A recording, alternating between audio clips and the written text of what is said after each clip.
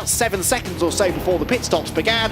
After the pit stops, it was the Pro-Am battle that was providing all of the entertainment, and eventually it went wrong with Ollie Milroy and Sam Dahan making contact. Milroy spun with damaged suspension, and then at the very next corner, Dahan was tagged into a spin by Fran Rueda. That incident being his way through from the back end of the top 10 to get up the field. Alexei Nezov was another there in the green and white Mercedes, the AM driver fighting with Christian Klein. Halfway through, then we had the pit stops as ever. There was our race leaders going in. When they come in, the number 16 took over the race lead. Aldo Vistante was leading in GT Cup Open Europe when he came in. And unfortunately, the number 18 FIBA Motorsport Mercedes will be not classified in today's results as a result of that one. Back from a second safety car period, and the racing was tight as Janine Schaffner tried to hold on to an overall podium. In towards turn number 1, Ollie Milroy got third, snatching it away from Christian Klein. A race that had many troubles was the number 4, the Golden Lambo, and unfortunately that would be the first of 3 spins, 2 of them bringing out safety cars on the first safety car restarts. Again, getting past for the lead, that was on Giardoni. Giardoni also eventually fell back behind Fuminelli. He wasn't going to take that for an answer though, dived up the inside, but a collision between the two. Yes, Giardoni crossed the line in third, but he was ultimately demoted to 4th because of a penalty. Fuminelli reinstated in third. All came the number 3 car of Max Hofer in the early stages, who was really pressing on. Frank Bird, meanwhile, was moving up the field as well in that Haupt Racing Team Mercedes, although that move would be judged to be illegal. Ultimately, Max Hofer finding Stanislav Jedlinski at a poor moment there. That led to a penalty for the number 3 car, and a big moment there as well. Safety car, we got back underway in green flag conditions, and it was all down to Christopher Haase. After the driver change period, he managed to bring the East Talent Audi team right to the top of the classification, eventually coming home, taking the checkered flag, and an important first victory.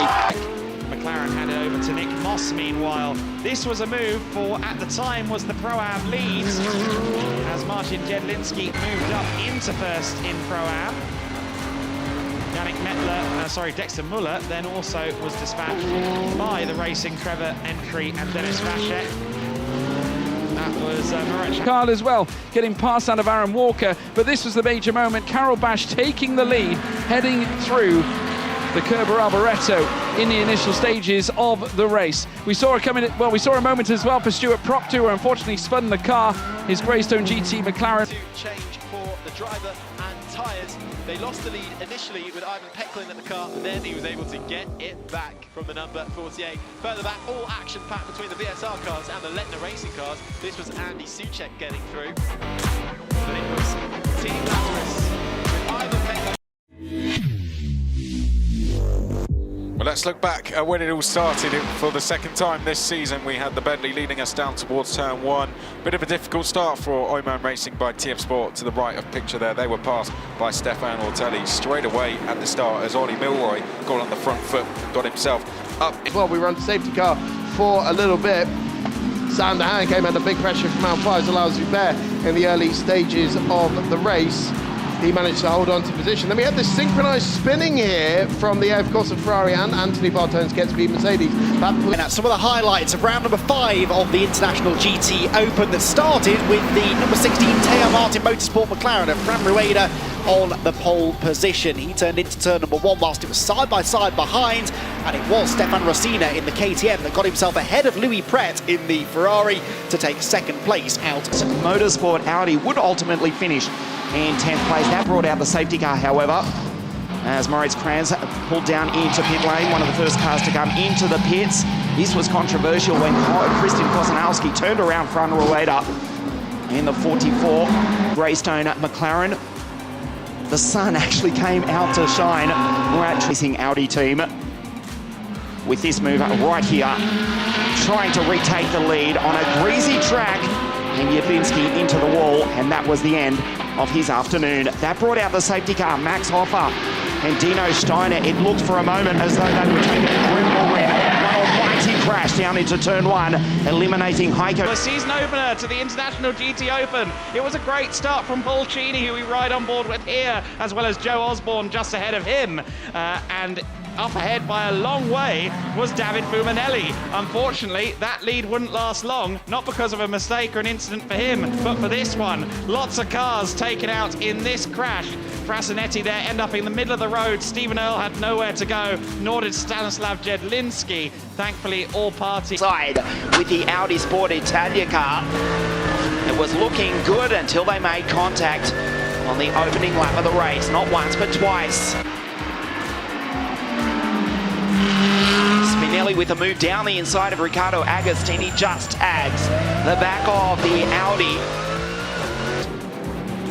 Battles raged on, and Bonaldi showing an absolute turn of form here after a very difficult Portimao, ended up fighting for the overall podium. The GT Cup cars provided plenty of action as well. This was the Q1 Track Racing Porsche getting past one of the SB cars, while the other SB car was getting very other. Pulled over to let his teammate Frederick Schandorf go through and move up a few positions. Valuable points in the championship when the track was still dry, and then it rained. Joe Osborne had an enormous lead, but Frederick Schandorf just... Eddie Cheever, who got away in second very successfully. Further back, Carol Bash, also trying to gain places at the start, managed to keep Fabian Schiller in behind. Great starts as well for Marcos Sieber. We would eventually see Schiller and Carol Bash come together heading through turn one, eventually Schiller displacing the Audi R8 LMS and would then pursue... Of Joe Osborne inside the top 10, they picked off. Firstly, the Herbert, the 33 gets beat Mercedes, Team GT Mercedes, and then the Herbert Porsche, and Joe was through into position 4. Pultini followed him through though, and with that, that would be enough to take the title by just 3 points out front. Kevin Gillardon. From the outset, it was clear that Fabrizio Crestani had fabulous speed in the 333 Ferrari. The rain got heavier, which caught out so many drivers, including the Brazilian Mauro Marzio. Crestani having a moment at the second chicane. Vincent Abreu for third position, but it would be a short-lived Pro-Am lead for the Polish driver as he got tagged into the hairpin and spun round, causing rather a few cars to have to take to the escape road. Eddie Cheever fought for the top positions early on, passing Diego Menchaca, and that allowed Luca Ludwig to find his way through. And led the field down into Tamborello. There was an investigation into the start. We heard nothing further of that. Spinelli simply disappeared down the road into the lead. The Vincenzo Suspiria Racing Lamborghinis in second and fifth. And right from the outset, it was a fabulous fight between... After the stops in position 6 and picked them off one by one.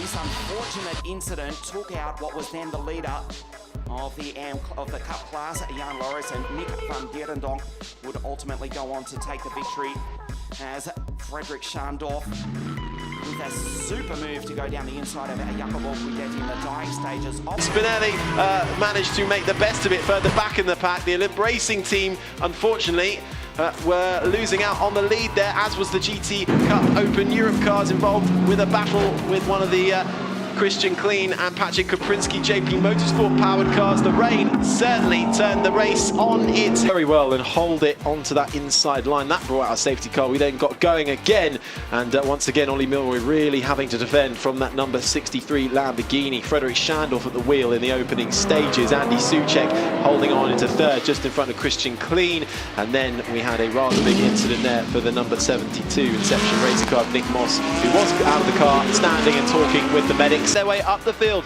Nemoto then came into the pit lane, was one of the first. Then we had Christian Kleen, who only made it 3 corners in yesterday's race, managing to work his way up to win his category later today. And then Al Faisal Al Zubair took over in that Lechner Racing Porsche and sadly lost the lead to the Lamborghini. And there was Christian, but it was Lamborghini, which then came proper after a bit of a hard race for them. That was Gerhard Teresa at the wheel there, and then this spectacular, unfortunate incident for the number 97 car, which picked up a puncture, which forced them to drop out from the leading part of this race and allowed... In truly stellar fashion and cruised on upwards out in front. Heiko Neumann would come under pressure out of turn 3 after being nudged in the rear, spinning on the upset to turn 4, unfortunately coming unstuck. Marco Polcini on stepping in for Eddie Cheever would also make a move for the Pro-Am lead and overall second place, getting himself past Marco Jedlinski as well. But Get Speedy once again got speedy here at Menzel that saw Christopher Harsert going right round the outside, and Marcos Siebert trying to follow suit as well. Plenty of cars having to take to the escape road at turn 1, which was to the surprise of absolutely nobody, as the 34 cars try to file their way through the first few corners in the Algarve. Great lunge move here by Michael Grenier on Dominic Baumann to take the lead of the race after 20 minutes. Nick Moss cut the chicane controversially. He was not happy, was ordered to give the car the position back to David Fumanelli, despite building an early lead of 1.4 seconds. Then all hell broke loose. Klaus Fackler turning around Alberto Di Folco. Around the outside, John Pepper sowing the seeds of victory by getting up into third position straight away. And Kirkmeyer going into the gravel at the end of the first lap. Contact for the AF Corsa behind with Leipert's Lamborghini as well. We're on the safety car for a little bit. And then great move here by John Pepper. The progress that their championship rivals were in the early stages of the race, and then the race was rather turned on its head by this contact with Nicky Lutweiler getting elbowed into the gravel trap by Patrick Krapinski's Mercedes. The safety car came out not long before the pit lane window opened. Start, relatively speaking. Joe Osborne and Nick Moss in the McLaren. They were initially in second place, but the driver on the move with Max Hoffa as Murat Jarrett, sorry, the 91 car, the 91 Ferrari brought out the safety car early on. Max Hoffa in. Inside, available to Benji Hites, and Benji didn't need to be asked twice. Moss ending up in the gravel there, I think just trying to carry the speed around the corner. Janine Schaffner tried to carry speed around the corner too, and Dexter Muller had more of it. The checkered flag goes to Benji Hites though here today.